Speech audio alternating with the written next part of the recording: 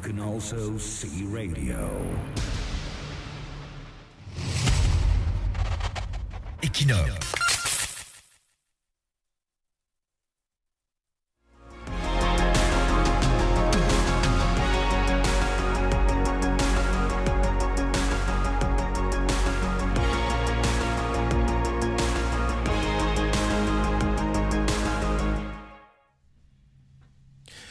Madame, c'est bonjour. Bonjour à tous. Bienvenue à cette autre édition de Quotidien Santé sur Radio Equinox Multimédia.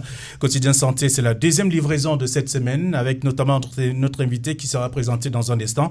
Le temps pour nous d'accueillir sur ce plateau. Nadine Yambou, bonjour.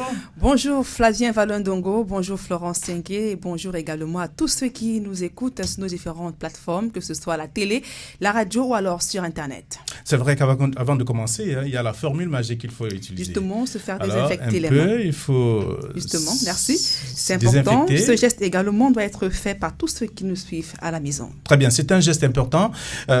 Florence Tiengue, bonjour. Bonjour Flavien Valondongo, bonjour Nadine Yambou et bonjour à notre invité. Vous avez droit également à la formule magique. Bien évidemment. Voilà, chacun... C'est pour stériliser les mains. Passage c'est oblige. un geste que tout le monde doit faire à la maison. Ça permet à ce qu'on soit à l'abri, notamment du virus.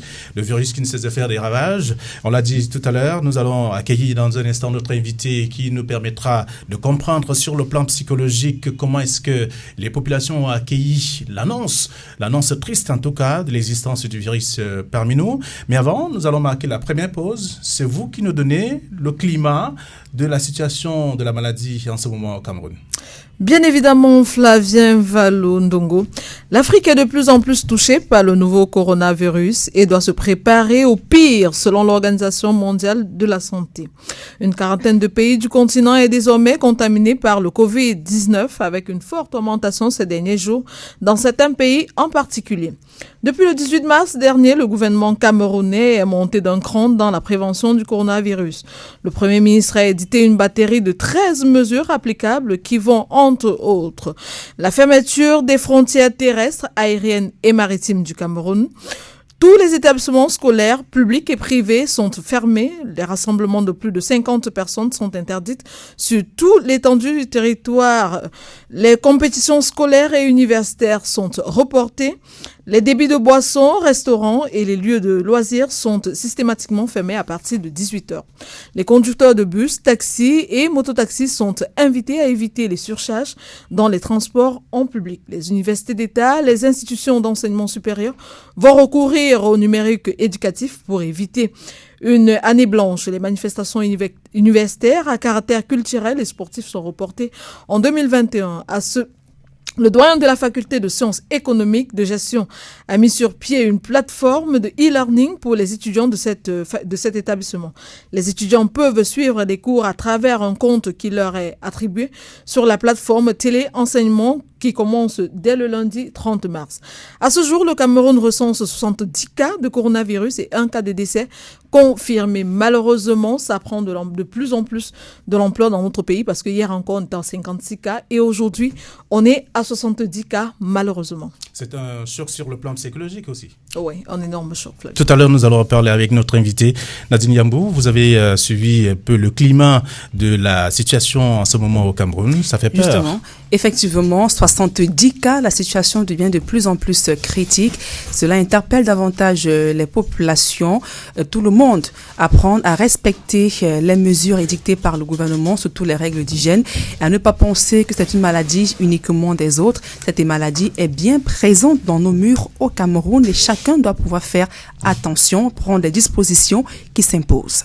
Alors, notre invité est confortablement installé, Dr Ndjango Irego. Bonjour. Bonjour Fabien. Vous êtes psychologue clinicien et fortement impliqué dans la prise en charge des différents cas déjà confirmés au Cameroun, notamment pour ce qui est de la ville de Douala. Vous arrivez dans ce studio au pas de course parce que nous voulons comprendre exactement quelle est la situation véritablement, vous qui êtes au Feu Moulin. Bien, je crois que nous sommes tous concernés par cette pandémie et au niveau local, les intervenants de première ligne sont notamment les somaticiens, les médecins, les pneumologues, les infectiologues, les biologistes. Et donc, l'aspect psychologique concernant les personnes infectées. Et il faut préciser aussi qu'il n'y en a pas tant que ça, n'est-ce pas, qui sont admis à l'hôpital. Concernant directement les personnes infectées, il n'y a pas quelque chose de particulier maintenant à dire concernant ceux qu'on aurait reçus et qui seraient en situation de détresse liée à un diagnostic confirmé de coronavirus.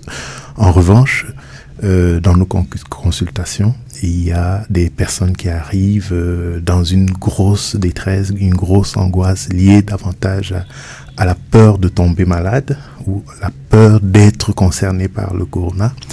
Et concernant ces personnes-là, il est juste question de mettre en place un dispositif d'accueil et d'information qui permettent de faire un tri. Parce que si les signes cliniques qui sont énoncés sont relativement clairs, il n'en demeure pas moins vrai que quand on est une personne anxieuse, quand on est une personne inquiète, quand on a peur de tomber malade ou bien de mourir, on a tendance à retrouver en soi chacune des manifestations qui sont énoncées. Et donc, en cela, il est plus important de prévenir le grand public quant à ce que, même si le corona est une réalité dans notre environnement, il y a un risque qui est relativement contrôlé et que les personnes qui sont vraiment affectées ont des signes patents. Ça veut dire que la fièvre est là, ça veut dire que la toux est là, ça veut dire que les difficultés respiratoires et autres ne sont pas de banales manifestations. Et en se rapprochant d'un professionnel de la santé, quel qu'il soit, il saura faire la différence entre une manifestation anxieuse qui peut aussi produire les mêmes difficultés physiques et une manifestation somatique clinique en rapport avec un problème médical à traiter. Donc sur ce plan-là, il est vraiment important que le grand public sache que le cerveau produit des manifestations physiques qui peuvent ressembler aux symptômes qui sont décrits pour n'importe quel type de maladie. Ça s'appelle la nosophobie. Et les personnes qui sont donc hypochondriaques, qui sont plus ou moins convaincus d'être en danger sur le plan physique, vont réussir, ce n'est pas volontaire, vont réussir à sentir par exemple le cœur battre plus vite, vont réussir à sentir leur respiration freiner, être plus pénible, vont réussir à avoir des céphalées, vont réussir à avoir des vertiges, vont réussir à avoir des nausées, des envies de vomir, vont réussir, et quand je dis réussir, encore une fois, ce n'est pas intentionnel, ce n'est pas volontaire, c'est parce que les émotions, et notamment la peur... Et comment donc ne pas céder à cette psychose?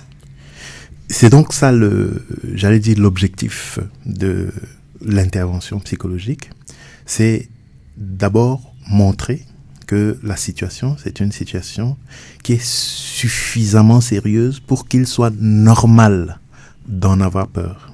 Donc, ne pas être inquiet, ne pas être préoccupé, ne pas être anxieux, c'est ça qui serait anormal. D'accord. Alors, on sait déjà que le seul fait d'avoir annoncé au Cameroun qu'il y avait les premiers cas, ça a créé déjà une psychose au sein de la population. Tout est parti de là. Si on continue, si on s'en tient à ce que vous expliquez en ce moment. Et c'est normal que ça crée une psychose parce que le message clair de cette annonce, le message c'est « tu vas mourir ». C'est ça le message parce que le cerveau ne comprend pas les informations sophistiquées. C'est en mode très très primaire. Et le cerveau va comprendre les choses en termes de sécurité ou d'insécurité. Sécurité ou insécurité. Et dans l'insécurité, il y a des niveaux. Et le niveau extrême, c'est le danger de mort. Donc, si l'information concernant le corona est associée au fait qu'on en meurt assez facilement et rapidement, alors la communication dessus est en train d'instiguer la menace de mourir dans la tête de chacun. Or, mourir, c'est la chose que personne ne recherche volontairement, sauf dans des cas de maladies graves comme les dépressions. Et donc, si c'est ça qui s'impose, le réflexe, on n'a pas besoin de réfléchir. Le réflexe, c'est de tout faire pour se mettre à l'abri de ce danger de mort. Or, quand on veut faire ça, on peut produire des comportements qui sont des comportements inadaptés. Ça n'a pas besoin d'être réfléchi, ça a juste besoin d'être efficace. D'accord. Donc, si je pense, par exemple, qu'en sautant de votre immeuble ici qui est au 5e étage, je vais échapper à la mort, ben, je vais d'abord sauter.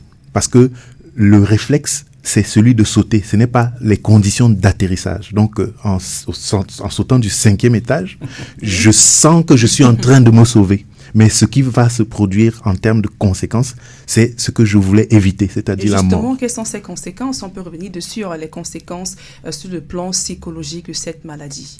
Les conséquences sur le plan psychologique vont être de divers ordres. Il faut tenir compte, premièrement, des personnes qui ont une vulnérabilité habituelle, c'est-à-dire des personnes en raison d'une santé mentale qui est relativement précaire, sont fragiles sur le plan émotionnel, et qui vont se laisser un peu influencer ou polluer psychologiquement par les informations émanant de cet environnement. Donc, quelqu'un, par exemple, qui est déprimé ou quelqu'un qui est angoissé, une personne anxieuse qui suit déjà un traitement ou même est prise en compte en tant que telle, va considérer que les autres fois, elle a réussi plus ou moins à rester en sécurité, à s'en sortir.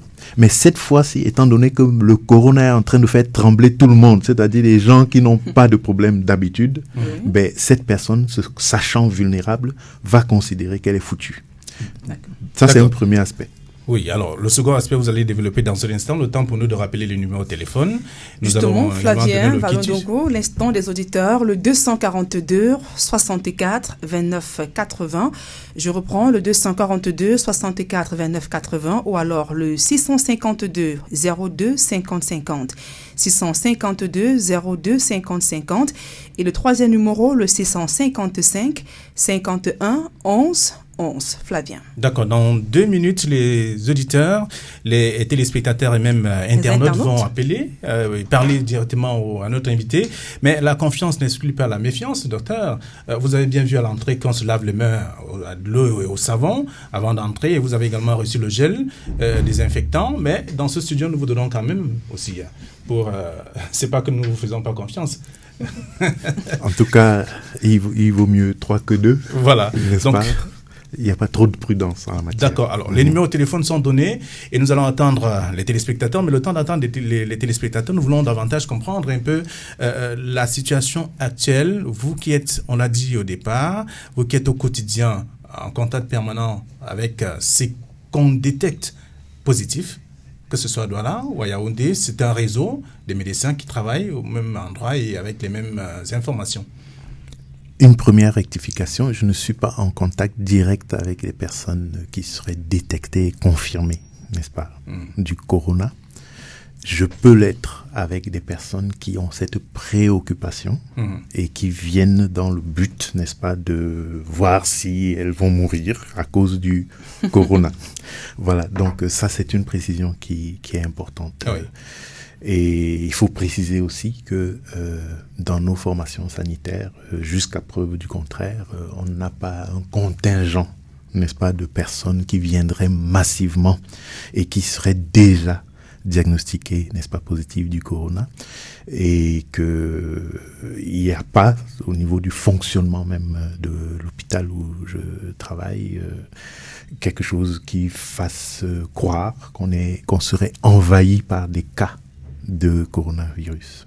Alors, il y a des gens qui sont placés en quarantaine, qui ont besoin également de savoir pourquoi ils sont là. Quel peut être l'impact de cette sur le plan psychologique, ces gens se posent des questions également et ça a un impact sur leur quotidien, sur leur vécu. Ils n'ont jamais connu ça.